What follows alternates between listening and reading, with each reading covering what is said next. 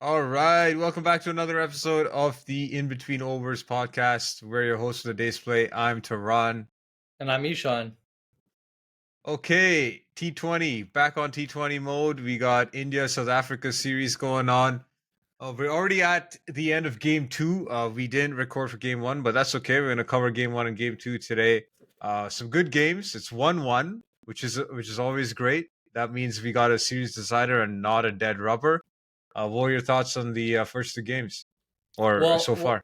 well. No. I'm glad you mentioned that we didn't do the first episode, and what you failed to mention was the reason we didn't do the first episode is we're still recovering from our boy Sanju. I know we'll talk more about him, but a quick early shout out to Sanju Samson.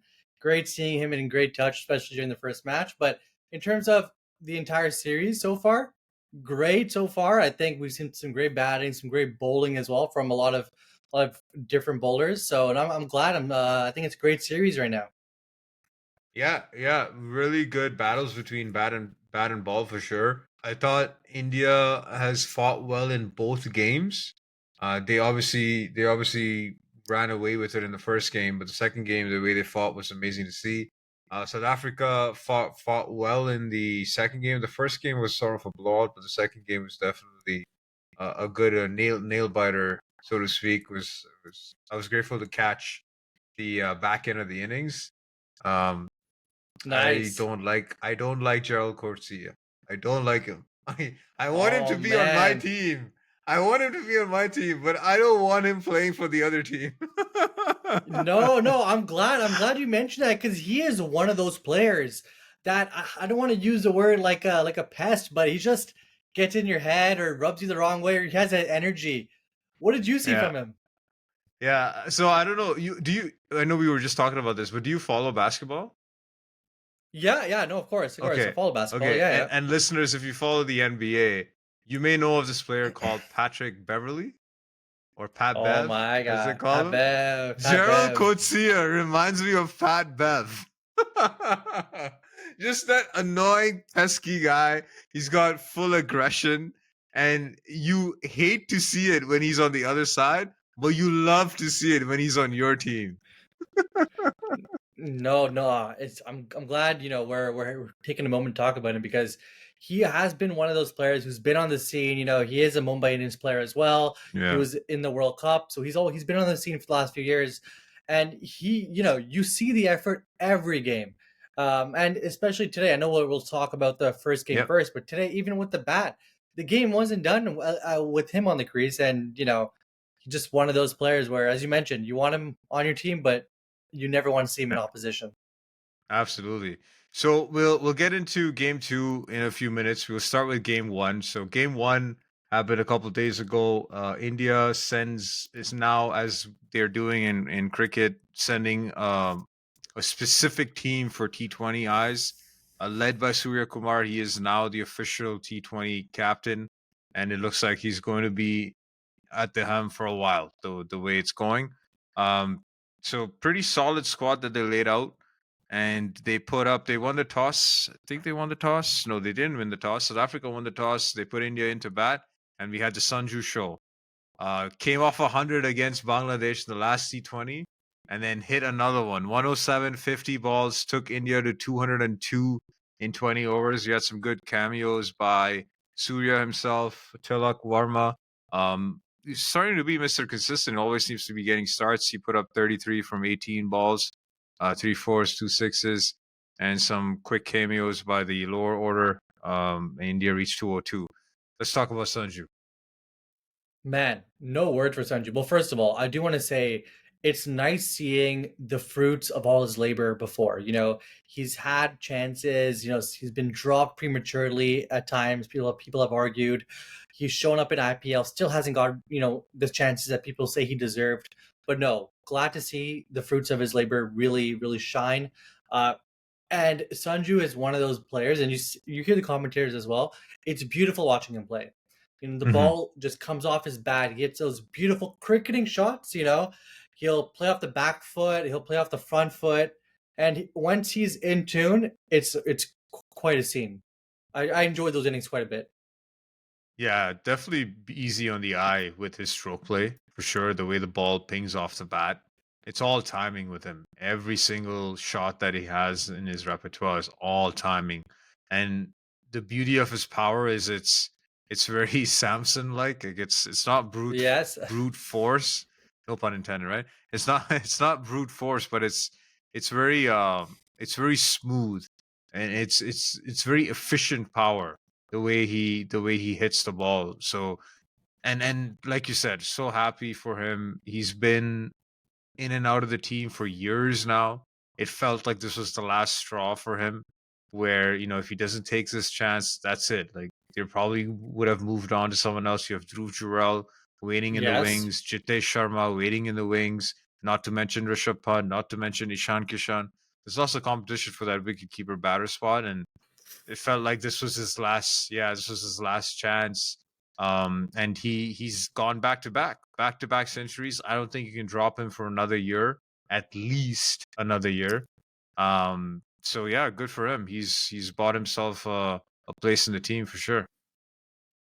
Yeah, no, no, could not have said it better myself. So putting up a score over 200, I felt midway through, with India's bowling and that high of a score, I did feel like in South Africa needed to bat really well. What did you think? Yeah, yeah, for sure. They needed to bat really well. And we'll probably touch on this with India's batting lineup as well. But South Africa seems to be facing a similar issue where they don't seem like they bat deep. Mm, They got Marco Jansen coming in at number 7 now. He's no mug with the bat. He can definitely hit a long ball. But Marco Jansen at 7, when you're the opposition, you're like, okay, that's looking nice. And I know India is facing a similar issue, which we will get to when we talk about the second T20. But to your point, when you look at that South African batting lineup and you look at them chasing a score over 200, you're thinking you get Klaassen and Miller out, and you pretty much got the game right there. And that's not to rule out their top three. Their top three is solid, and keep in mind Reza Hendricks did not play the first game, right? So yes, that did yes. lengthen their batting lineup, or sorry, their tail, I should say. Uh, but you didn't really have the top three firing, and wickets fell pretty consistently. And then once you get Klaassen and Miller out, that's pretty much game at that point. No, no. Especially as you mentioned there, you get Clausen, you get Miller out. It's pretty much there, and to a score, sorry, to that match in particular, a score over 200. I feel the match is pretty much decided, in my opinion. The first 8 overs, maybe even right before the power Power play, play, you yeah, you need you need a great start to score yeah. to chase 200 plus, in my opinion. And kudos for Samson putting that pressure and sort of closing that game off early. But I felt like, it was always a mountain to climb, especially with those wickets tumbling early on. So you have that combination of not too deep of a batting lineup. It's a recipe for not chasing 200 plus, which, it was already a steep task to begin with. Yeah, yeah, for sure. And India took 3 wickets in the first 6 overs, and like you said, the game was pretty much done and dusted there, because they didn't get off to a hot start. And then when you're chasing 200, you need to get at least 60 in the power play, to get ahead of the run rate there, and they didn't seem to do that. And then consistent wickets by the spinners. You had Ravi Bishnoi and Chakravarty wreaking havoc. Shout out to Varun Chakravarty. I know we're going to talk again more about him in the second T20. But man, he's having a dream comeback, and he took a three for. Ravi Bishnoi took a three for good wickets too. Really clever bowling by both of them. They really know how to use the pace of the ball. That's what I noticed in um, the innings, the way they bowl versus the South African spinners, at least in that game, in that first T20I, they definitely outshone the South African spinners. Yeah, no, no, class is apart, and as you mentioned, we all love a good comeback story, right? Varun Chakravarty, just showing us really what we've seen throughout the years of the IPL, really just lighting it up for KKR, typical fashion in the first game. I know we'll talk about him in the second game, and I do also want to give a due shout out to Ravi Bishnoi.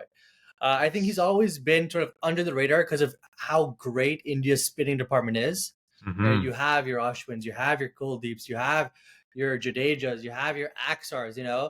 Yeah. I know, and I'm for sure missing a whole bunch. I get that, but Bishnoi, I think he's always been a great server in cricket, especially in his early career so far. He's had that big one game with for against Pakistan a few years back, which he did pretty well.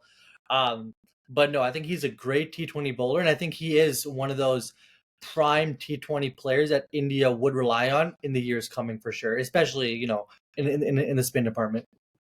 Yeah. He played second fiddle a lot to our Hmm. boy Yuzi Chahal. But I Yes. think India has finally moved on from him. I think Chahal's days are done as an India player. And Ravi Bishnoi now has the option, and he's similar build to him too. Yeah, Definitely a yeah. different type of bowler. Chahal was more of a classical leg spinning bowler with the wrong gun, whereas Ravi Bishnoi is more of a wrong gun bowler, and then his leg spinners are the, what would you say, the other one, right? He doesn't bowl that as much as he does the wrong ones. So definitely different types of bowlers, but still both class. And Ravi Bishnoi seems to be doing enough to justify a place in the team. It's going to be hard for India to call back Kuldeep, because Kuldeep, I'd say, is India's number one across all formats right now. Exactly. Yeah. Right. I know he doesn't play in the tests, but that's purely because generally, and there is data that backs this up. I don't have it in front of me, but wrist spinners don't do as well in tests as they do in white ball cricket, which makes sense. Which makes sense. Um, in the recent past, Hmm. and Hmm. the people teams tend to prefer off spinners or the classical spinners over a wrist spinner in tests, and so that's probably why he's not in the test team. But in the white ball side, he's been India's number one. And so it'll be interesting to see when he comes back who's going to sit out, because Varun Chakravarty is doing pretty good too. Yes. Yes. No. No. It's sometimes with India's teams, you look at how the how deep they are, and with combinations and with form, it can give selectors a headache for sure. Yeah. Cool. So that was the easy dub for India, game one. At this point, going into game two, what was your intuition or feeling as to how the series was going to pan out? Did you think it would India would take it in game two? Well, okay, before I answer that, I do want to say though, Yeah. after the first game, what Yeah.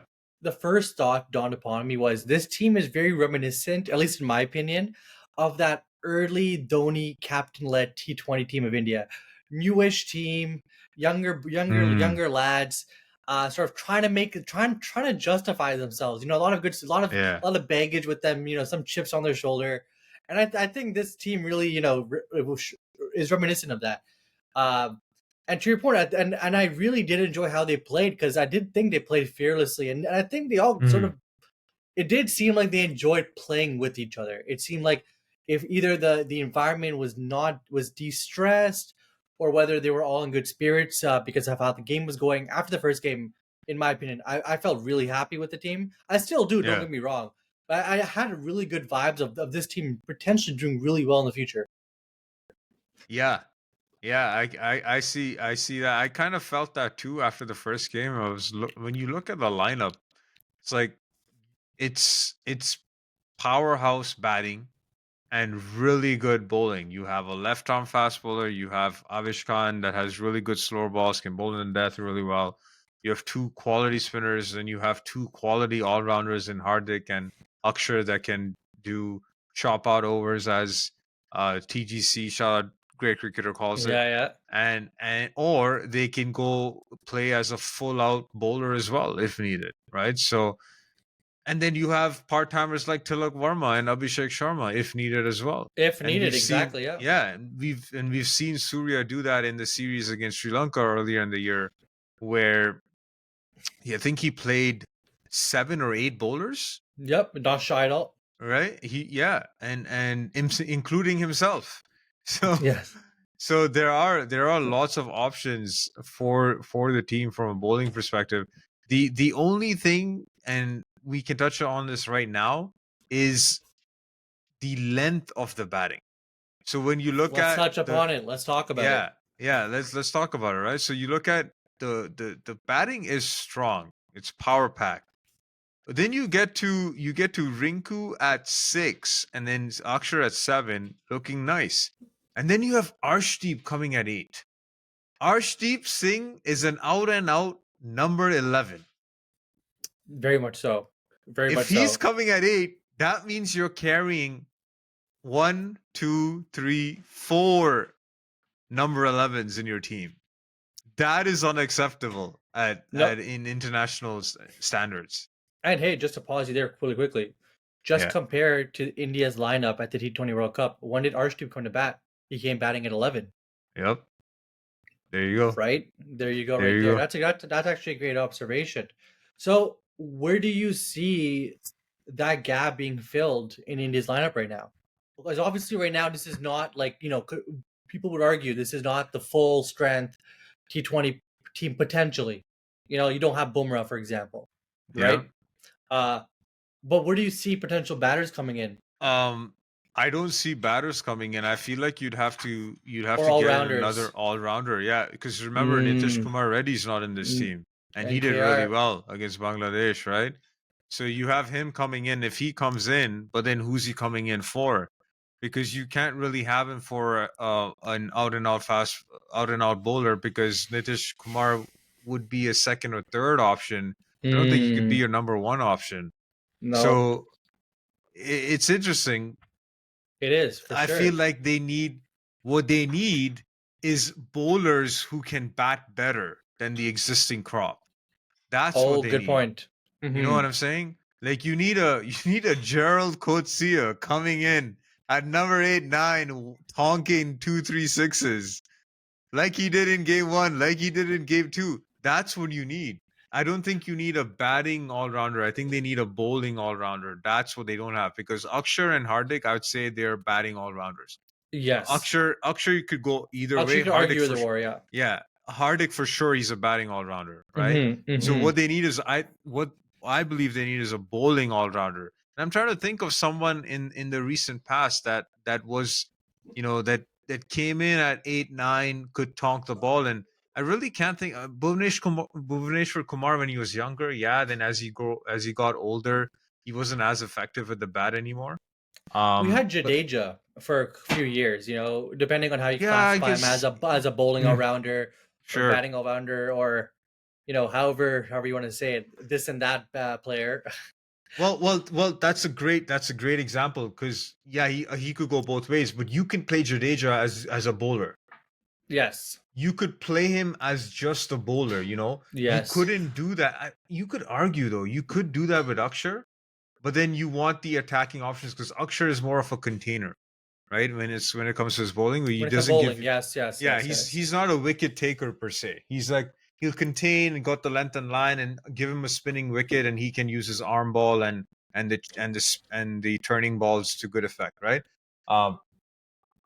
So that's the thing. Jadeja was able to play as a full bowler. So then if you have Jadeja coming at 8, now you have a longer batting lineup. And I feel like you need to have someone who could hold the bat at 8. Arshdeep is showing signs of that. Like he's coming in and he's hitting a boundary here and there. But if you pair him versus Gerald Coetzee right now, which is a direct like for like comparison, Gerald Coetzee is way better. He's not even close, right? So you have him coming at 8. So if you have him coming at 8, like, which is what happened in game 2. So let's talk about game 2 now. So yeah, we'll come back to that conversation as we talk about game 2. So in game 2, India, who won the toss in game 2? I don't have it right in front of me. Let me bring it up here. South Africa won the toss and decided to bowl. Okay, South Africa won the toss again. They put India in. And this time they were able to get some early wickets. You had the top 3 go for 0, 4, and 4. So Sanju, classic double centurion. Next innings, duck. Right? I should have put some money on that, but we've always seen it happen. We've seen it happen, right? We've always seen it happen. Yeah. And then Abhishek Sharma and Surya both with single-digit scores. And then you had Tilak Varma, as I mentioned before, consistent performances. So made a start of 20. Axar chipped him at 27, and then you had a beautiful innings by Hardik, who really held the back end, because India were not looking like they were even going to get to 100 at one point. and he held the back end of the innings, got India to a under par score. Let's be honest, it seemed like an under par score, 124. Because even the last 2 overs of India's innings, Hardik tried to keep the strike because once again he didn't have any trust in Arshdeep. That's true. That's So true. We did see you, that. They wasted yeah, a few dot balls, which could have you been the saw that. difference. Let's be real. Exactly. The last 2 overs, India, and I remember this because I watched it live. I think India were around 112, 115, something like that. And I'm thinking, okay, if Hardik can get 20 to 25 of the last 2 overs, you're looking at a score around 135 ish, which is pretty good. Pretty good score. But then what happened was Hardik missed a few balls. He hit some, went to the fielder, didn't take any runs, and so you had a lot of dot balls, and then India ended up getting maybe 10 runs of the last 2 overs. Wow. And so you think about that. If there was another batter on the other side or a bowler who could hit the ball where the other side had trust in him hitting the ball, then you may have had a few more runs, right? And as it turns out, India ended up at 124 for six, and that's the target that they had to defend. And before we get into the defense, let's unpack India's batting. So we talked about that number 8 spot and how it's something that India needs to look at. Maybe they got to train the bowlers a little more to hit the ball better, so that they can develop some hitters at that bottom in the 8-9 position. But if you look at the batting, well, tricky wicket. Is that what we're gonna say? Yes, yes, yes. I would definitely say Okay, conditions were tough. nice. Um, Early on, especially for India's batting, well, I'll touch upon that very quickly. You saw how the batters got out. Samson, the ball was swinging top of leg, I think it was, Hmm. right? Top of leg, right? Hmm. And even Abhishek Sharma is top of. Did he edge it? I think yeah, he edged it top. I think the top of his bat. The ball was Yeah. moving, and so yeah, 100%. I did at the halfway point think yeah, conditions were tough, but the score was still under par. Um, Hmm. that's what I'll say. I think we'll see how the third game goes. I am disappointed though in a few batters. I think Abhishek Sharma. I just want to touch on him very quickly. Very promising player. We saw him light up the IPL, especially recently. A lot of talk of him working under Yuvraj Singh in the past summer, really training. He's had a few innings in the emerging cup that was occurring a few weeks Oh ago. yeah. Yeah, Mhm. so he played there as well. But he has 2 games so far, and I know he's itching to make a mark. But I'm really, really expecting him to pull something off the next game because I know he's itching to do something. Yeah. So it's good that you brought him up, and this is also a good question to ask. Like, let's say he doesn't do well in the next game. Are you dropping him for the next series? See, that's where again comes to the point of how is the management looking at this? Are they looking Yeah. at him as an investment?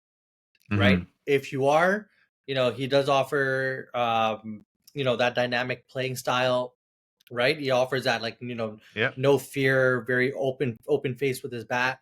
Then you invest in him, right? Um he's still very, very young, right? But then you also see what they've done for players who've just in their eyes has not worked, right? For example, Gaikwad, extremely great player for Chennai, dynamic player as well. But again, he had a few chances and then comes on to the next opener. In my personal opinion, I think you stay with him. He offers Yep. that the left-handed option, right? I believe I think he's Yep. left-handed, Yeah. Yeah. right? Yeah. Right. Left-handed. So and he could take the innings away from. Sorry, he could take the game He's away an X depending on factor. his. He's an X He's an factor X player for factor. sure. We saw Yeah. we saw first Hyderabad, right? Yeah, yeah, X Factor player is kind of like Jake Fraser McGurk out of Exactly. Australia, Yeah. right? And the other thing about him is he offers some bowling too, which Very good point. Gaikwad doesn't. Very good point. Right? So let's see. Again, interesting to see how management is going to handle it if he does fail in the next game. Um, I feel like he will get a run just seeing how there's been articles on, how Sanju's been performing. And Sanju apparently said that Surya told him, hey, you have the next few games. Like, don't worry about it. Like, you're going to play. I think Okay. he said, you have like the next 6, 7 games are yours. Something to that extent. And so that gave Sanju clarity. And I think there's an article or somewhere where he says that. Maybe it was a man of the match presser or something. But he did say that he had the confidence from the management, from the captain, to go out there, express himself, and that gave him clarity that he knew that if he did fail, that he would still get to play the next game, right?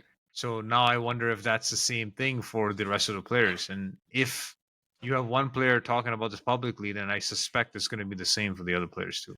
No, you would hope so. Will Yeah. that outlook, that plan is consistent across players, right?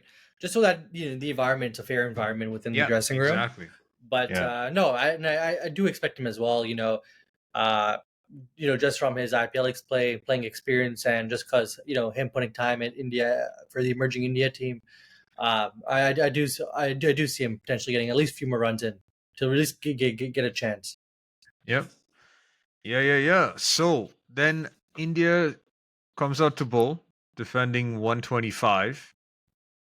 Decent start by South Africa, but then you had the Varun Chakravarty show for that middle period. What a spell!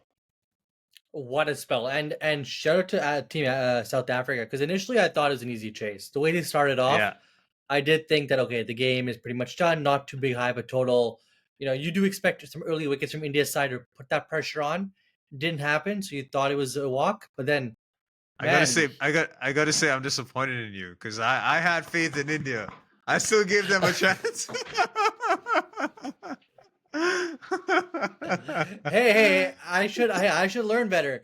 And hey, it was Mr. Comeback himself, Varun Chakravarty, Yes, who yes. really for the second game in a row really has justified his position in the squad. Yeah. What a spell! Those back-to-back wickets of Heinrich Klaassen and David Miller, who we talked about in the earlier in the episode, who are the key wickets in South Africa, and he got them off back-to-back balls. The look on David Miller's David Miller's face face, I when know. he got out, he was like, "How did I miss that ball?" Like he thought he covered the line, and the ball just went right past the bat and hit the off stump. What a ball that was! And the way the celebrations, the to see, it's such a good feeling in when you watch any team when the players swarm the bowler, like that when you see that, and even if you've even when you like I've experienced that a couple of times playing, and it's such a good feeling when all the players come at you, they swarm you because like you got such a good wicket, No, and I'm and it sure. was it Yeah, was yeah. so good to see that when that happened, and that was his fifth wicket too. Yes, it was a good first career fifer, I think, for Yeah. international cricket. Um, and yeah, to your point, that feeling, especially for a bold, Yes. when you Yeah. see the wickets, and that too is a golden duck, I believe, for David Miller, right? So it was set up, Mm-hmm. the emotions were obviously high because you got the wicket just before Clausen. So no, shout out to So him. Go ahead, yeah, please. Yeah. yeah. To add to what you were saying, the ball before that he got Klassen out was a leg spinner. And so you're David Miller coming out, you have no idea which way the ball is going. And I don't know why David Miller expected a leg spinner because it seemed like he played for the straighter one or the one that He comes in, which would have been comes the in. leg spinner. Yeah. But the ball held its line and went the other way. So he bowled the off spinner to him. And man, it was just it was beautiful to watch. And he definitely feels like he's a mystery bowler because even if you look at his dismissals, 5 wickets, 4 out of 5 clean bowls. Yeah. And I'm talking clean bowls. Like the batsmen had no clue. Some of them were swipes, but they're swiping because they don't know which way the ball is spinning. So they're just trying to go across the line and hope they get some bat on it. But man, shout out to him for being able to outfox international players at this level. Like these are high caliber players. Hendricks, Markram, Marco Janssen, okay, sure, all rounder, He I'll could give him still that. bat though. But I'll he give him could a still shot. bat. Yeah. He could still bat, right? And then of course you have Klassen and Miller. These are outstanding wickets to get. And to your point though, I don't think sometimes people realize that to get clean bowled as a professional cricket player Yes. is a big thing. A false shot, Yes. an edge, nip off a seam. Okay, you could potentially Yeah. understand, but a clean bowled, which is that's why David Miller checked again. I remember when I watched the highlights again. Yeah. He just had to make sure what had exactly happened, right? And no, shout out to Varun Chakravarty, And hey, this was no day 5 pitch in India Yeah. or anywhere. or day 9 in Pakistan. Or day 9. shout out to that. Or day 9 in Pakistan, right? This is literally South African pitch where, it was ball was nipping around in India's innings, but it was really mysterious coming out of Varun Chakravarty's hands in this spell. Shout out to him. I'm sure he felt Yeah. well. Obviously in a losing cause in this instance, but I'm sure it'll do wonders for his confidence. For sure, for sure. So you had him effectively single-handedly winning India the game, and India were looking really good for a win. South Africa were at 6 for 66, then 7 for 86. And at this point, you're thinking, okay, India's pretty much in with the win here. But then you had our man, Gerald Coetzee, comes out and just tonks the ball. That 6 that he hit, I don't know if it was Arshdeep. I think it was Avish Khan. Yeah, I think it was Avish Khan. It was Avish. Man, what power in that 6. Oh my goodness. He hit the roof. Yeah. No, it was a clean shot. It was nothing wrong in that shot at all. And I think this podcast, his name was probably mentioned the most. Let's be real. Yeah. This series and this game especially, with the momentum sort of slowly shifting to India's side this game, he really just put his foot forward and pretty much cemented the game in South Africa's favor. Yeah, there was a funny comment. I think it was Pami Mabangwa. Shout out to Pami Mabangwa. This guy is such a good commentator. I love the guy. So he made a comment as Coetzee was talking around, and he said something to the tune of, "Auction anyone?" Oh my gosh. You know what's on people's minds. Yeah, I was losing my mind. I was like, yeah, he's definitely going to get good money in the auction. Definitely going to get good money. Like, Mumbai probably might look at retaining him again, but I don't think they're the only team going to go after him. No, to your point. And I did see that commentary on Twitter. I didn't catch the live game, but I did see the commentary. Oh, People nice. caught that. People did catch that. And to your point, sometimes these commentators don't realize the way they sometimes talk about players, talk about dismissals. It adds or decreases a player's talk value, right? Yeah. So you just mentioned IPL auction. Now all the tears are perking up. And hey, let's take a look at him again. He's a great option, as you mentioned. Great bowling option. Works super hard, and batting as well. We've seen the last 2 games. And what I don't think people realize, he runs all over the pitch. He's willing to put the dives in. Right, he's a hustler of a player, and to your point, you love him, you hate him, but you want him on your team. Yeah. He's such a good player, and whichever IPL team gets him, I think he's a shoe-in in the 11. Like, he's taking that one of the spots, guaranteed. Great option for sure. Any talk on Tristan Stubbs? Are we looking at South Africa's next greatest batsman here? Oh man, there has been talks, and I do like him as a player. I think he does have the ability, and I think he had a little bit of a slow start, which I think was the need of the hour.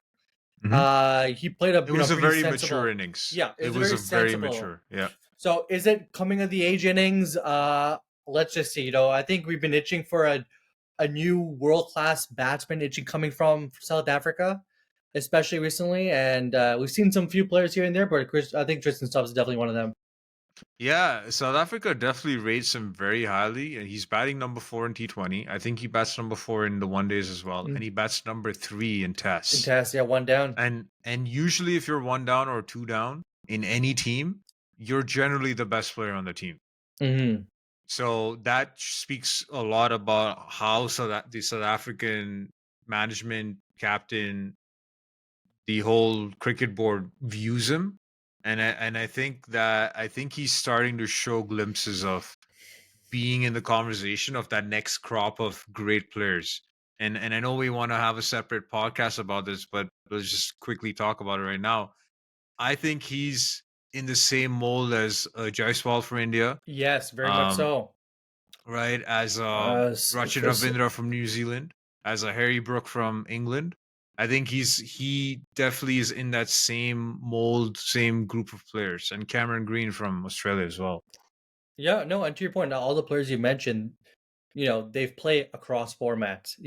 They know the game technically. They're very technical players, and it's great to see that that people who are work on their technicality, people who put in hours, across formats, it's been, we're big fans of Test cricket, and we love seeing uh, Test playing cricketers, especially early on in their careers. Yeah, yeah, and he played a very good innings, and he was the reason. Yeah, we talk about Yep. Gerald Coetzee, but he was the reason why South Africa won this game because he held that end, one end at least, and then he just took out Arshdeep in that second last over of the innings. Hmm. Just took him out, and I didn't quite understand Arshdeep's plans for that or India's plans for that over, but it seemed pretty easy the way he was able to just knock the ball around wherever he wanted to. I know I was a little disappointed in both Arshdeep's penultimate over and as well as Avish Khan's. I think Avish Khan had two or three misplaced Yorkers. Yep. Yeah, and then especially in those current situations where you are trying to limit the run rates to, you're not really trying to, you hope for wickets, but you're really trying to contain at that point. Uh, Yeah. you gotta be very very accurate in your bowling, and unfortunately that was not the case for both Yeah. bowlers today. I'm surprised that they didn't bowl more slower balls. Really surprised by that. I felt like maybe they could have tried more slower balls, but it is what it is. South Africa ends up with the dub. All right, so the series is tied 1-1. So I thought that we're going into a decider for the third T20I, but Ishan just let me know that there's actually four T20Is. First of Four. all, why the hell would you have four T20Is? It's either three or five. Like, I who wants a know. series tied at 2-2? Who wants that? I swear to God. But hey, that's what they agreed upon, I guess. Yeah, I mean, it is what it is, right? BCCI, go figure. Go Um, figure. That's for all another right. pod. Yeah, that's another pod. Oh man, that's a whole other pod. All right. So game three, game four coming up. Game three is not the decider. Game three is game three. What's your slog sweep for game three? My Sloxy Wiz, I think we're gonna be either receiving an early Christmas gift of either an Abhishek Sharma century or a Sky century. I think one of them is due for a big innings, and go big or go home. I'm calling either one of them getting a century in the next game. Okay, okay. That's pretty. That's a. You usually go with the centuries, eh? I like seeing Uh, them bat. all right, all right. So I'm gonna go as I usually do. I'm gonna Oh go. my gosh. No, no, no, no. I'm not gonna go that far, but I'm gonna go with a forfer from. I want to say this right. Nagab Peter. I know I butchered that, but the South African leggy, the new leggy, there's Yeah, something yeah, yeah, about yeah. him. There's something about him. I watched him bowl. I saw some of the replays. He's got that skid factor. He's kind of has that Rashid Khan type, run in. Not a lot of flight, kind of like Ravi Bishnoi as well. Um, I feel like if it's a turning track, he might give India some trouble. So I'm gonna say forfer. I should have said fifer, but I'll say forfer for our man here. I can't say his first name, so I'm just gonna call him Peter. No, no, hey, that's a great one. A four for no, no, that's a big one. We'll see. We'll watch closely for that. Yeah, yeah, we'll see how that goes. I should have said something about Joe Coetzee, but hopefully he doesn't do anything in the next game. I think first of all, as an Indian fan, I don't want to. I don't want him to. And Yeah, secondly, I think this literally the title of this pod should be called Gerald Coetzee. We talked Gerald about him all. Coetzee. We've talked about him all pod. IPL Yeah. auction.